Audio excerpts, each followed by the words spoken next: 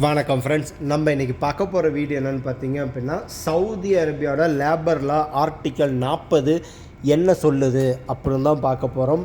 So இந்த ஆர்டிக்கலில் உங்கள் இக்காமா renewal பண்ணுறதா இருக்கட்டும், இல்லை உங்களுக்கு ஃப்ளைட் டிக்கெட்டாக இருக்கட்டும், இல்லாட்டி உங்களுக்கு லீவுக்கு போகிற காசாக இருக்கட்டும், இல்லை எண்ட் ஆஃப் மணியாக இருக்கட்டும், இல்லாட்டி நீங்கள் எக்ஸிட் போகிறதா இருக்கட்டும், இல்லை ஏதாவது எமர்ஜென்சியில் இங்கே ஏதாவது டெத் ஆகிட்டு அப்படின்னா உங்களோட உடலை ஊருக்கு அனுப்புகிறதா இருக்கட்டும், இதுக்கான கட்டணங்கள், இதுக்கான உள்ள ஃபீஸு எல்லாமே யார் பொறுப்பு அப்படிங்கிறது தான் இந்த ஆர்டிக்கல் 40 ரொம்ப தெளிவாக சொல்லுது. அதை பற்றி உள்ளதான் இந்த வீடியோ ஃபுல்லாக பார்க்க போகிறோம். அது மட்டும் இல்லாமல் நம்ம அதை நிறையா வீடியோ சவுதி அரேபியா லா பற்றி 80, 81, 53, 74 நிறையா போட்டிருக்கோம். நம்ம வீடியோ சேனலில் இருக்குது. உங்களுக்கு ஏதாவது கிவாவில் நீங்கள் டெர்மினேட் பண்ணணும் உங்கள் கான்ட்ராக்டை அப்படின்னா எந்த ஆர்டிக்கலை வச்சு டெர்மினேட் பண்ணணும் அப்படிங்கிற நம்ம தெளிவாக வீடியோவாக நம்ம போட்டிருக்கோம். எந்தெந்த ஆர்டிக்கலை யூஸ் பண்ணால் என்னென்ன பெனிஃபிட்ஸ் கிடைக்கும் அப்படிமாரியும் ரொம்ப தெளிவாக போட்டிருக்கோம். ஸோ பார்க்காதவங்க அதெல்லாம் பார்த்துட்டு வந்துடுங்க. இன்றைக்கி நம்ம பார்க்க போகிற வீடியோ என்ன அப்படின்னா, சவுதி அரேபியாவில் லேபர் லா ஆர்டிக்கல் 40 என்ன சொல்லுது அப்படிலாம் பார்க்க போகிறோம். அதுக்கு முன்னாடி சின்ன ரிக்வஸ்ட்டு, நம்ம சேனலை சப்ஸ்கிரைப் பண்ணாங்க சப்ஸ்கிரைப் பண்ணிடுங்க, லைக் பண்ணிடுங்க, ஷேர் பண்ணிடுங்க. சரி வாங்க வீடியோக்குள்ளே போகலாம். அதாவது சவுதி அரேபியாவில் உள்ள லேபர் லா ஆர்டிக்கல் 40 அப்படின்னு என்ன சொல்லுது அப்படின்னா, சுருக்கமாக சொல்லணும் அப்படின்னா, சவுதியில் நீங்கள் வேலையாளுக்காக வேலை செய்ய வந்துட்டீங்க அப்படின்னா உங்களுக்கு ஆகிற செலவுலாம் யார் பொறுப்பு அப்படிங்கிறதான் இந்த ஆர்டிக்கல் 40 சொல்லுது.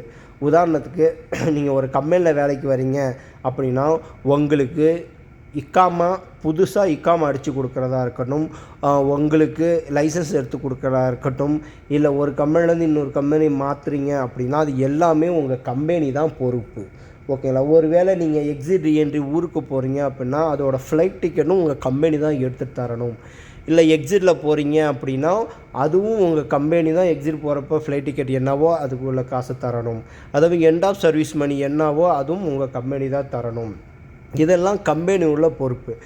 இல்லை நீங்கள் ஒரு கம்பெனி பிடிக்கல, இன்னொரு கம்பெனிலேருந்து இன்னொரு கம்பெனி நீங்கள் ஸ்பான்சர் ட்ரான்ஸ்ஃபர் பண்ணுறீங்க அப்படின்னா ஸ்பான்சர் ட்ரான்ஸ்ஃபர் பண்ணுற ஃபீஸும் உங்கள் கம்பெனி தான் எடுத்துக்கணும். உங்கள் புது கம்பெனி எதுவோ அதுதான் பொறுப்பு.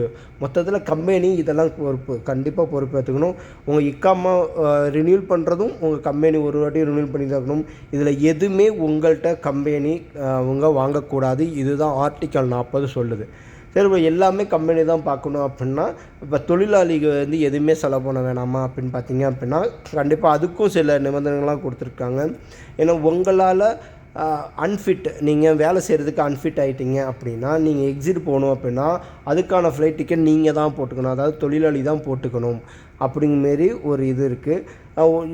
அப்படிங்கிறது கண்டிப்பாக நீங்கள் தான் போட்டுக்கணும். அதேமாரி உங்களுக்கு ஒரு பிரச்சனை, நான் இந்த வேலை செய்ய முடியாது, நான் ஒரு பொய்யான காரணம் சொல்லிவிட்டு இந்த கம்பெனி சரியில்லை, ஏதாவது பொய்யான காரணம் சொல்லிட்டு நான் இந்த நாட்டை விட்டு வெளில போகிறேன் அப்படிங்கிறப்பையும் கம்பெனி பொறுப்பேற்றுக்காது. அது முழுக்க தொழிலாளி தான் பொறுப்பேற்று போகணும்.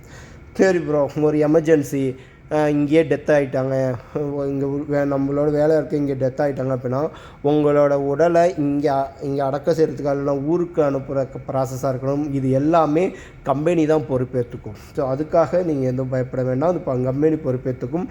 இன்னொன்று, நிறையா கம்பெனியில் நிறைய இதில் இன்சூரன்ஸ் போட்டு வச்சுருப்பாங்க. ஸோ அதில் கொசி வழியாக அவங்க இன்சூரன்ஸ் க்ளைம் பண்ணி கூட அவங்க எல்லா ப்ராசஸும் கம்பெனி பண்ணிடுவாங்க. அவங்களுக்கு அது விதிவிலக்கு கொடுக்கப்படும் அப்படின்னு சொல்லியிருக்காங்க. சரி ப்ரோ, நமக்கு எண்ட் ஆஃப் சர்வீஸ் மணிலாம் கிடைக்குமா அப்படின்னா கண்டிப்பாக எண்ட் ஆஃப் சர்வீஸ் மணி நீங்கள் எந்த லீகலாக யூஸ் பண்ணுறீங்களோ, எந்த லாவை யூஸ் பண்ணி நீங்கள் டெர்மினேட் பண்ணுறீங்களோ அதுக்கு தகுந்த எண்ட் ஆஃப் மணி கண்டிப்பாக உங்களுக்கு எண்ட் ஆஃப் சர்வீஸ் மணி கண்டிப்பாக உங்களுக்கு கிடைக்கும். அதுவும் கம்பெனி தான் பொறுப்பு. உங்களுக்கு கொடுக்காத பட்சத்தில் நீங்கள் கேஸ் போட்டு வாங்கலாம். அதுக்கான ஃபுல் உரிமையும் உண்டு. ஓகேங்களா? ரொம்ப சுருக்கமாக சொன்னால் நம்ம இங்கே இறங்குறதுலேருந்து நம்ம இங்கே நாட்டுக்கு போகிற வரையும் எல்லா செலவும் கம்பெனி தான் பார்க்கணும். ஒருவேளை நீங்கள் ஏதோ ஒரு பொய் சொல்லிக்கிட்டு ஊருக்கு போகிறீங்க, இல்லை ஃபைனல் எக்ஸிட் அடிச்சுட்டு போகிறீங்க பொய் சொல்லி, இல்லை நீங்கள் ஏதாவது வேலையில் அன்ஃபிட் ஆகிட்டாங்க மட்டும்தான் உங்கள் சொந்த காசை போட்டு நீங்கள் ஃப்ளைட் டிக்கெட்டு போட்டு போகணுமே தவிர மற்ற எல்லாமே கம்பெனி தான் பார்க்கணும். அதுதான் ஆர்டிக்கல் 40 ரொம்ப தெளிவாக சொல்லுது. ஓகேங்களா? ஒருவேளை உங்கள் கஃபீலோ இல்லை உங்கள் கம்பெனியோ இதேமாரி இப்போ ரினியூல் பண்ணணும், காசு கொடு, இல்லை இதுக்கு ஃப்ளைட் டிக்கெட் நீ தான் போட்டுக்கணும், இல்லை இப்போ ஃபைனல் எக்ஸிட் நீ தான் செஞ்சுக்கணும், அதுக்கான ஃபீஸை நீ தான் கட்டணும் அப்படின்னா ஆர்டிகல் 40 படி ரொம்ப ரொம்ப தப்பு. நீங்கள் கம்பெனி தான் அதை கட்டணும். அதை நீங்கள் ரொம்ப தெளிவாகவே நீங்கள் கம்பெனியில் சொல்லலாம். அதுவும் ஒரு கம்பெனி ஒரு இதை யூஸ் பண்ணாங்க.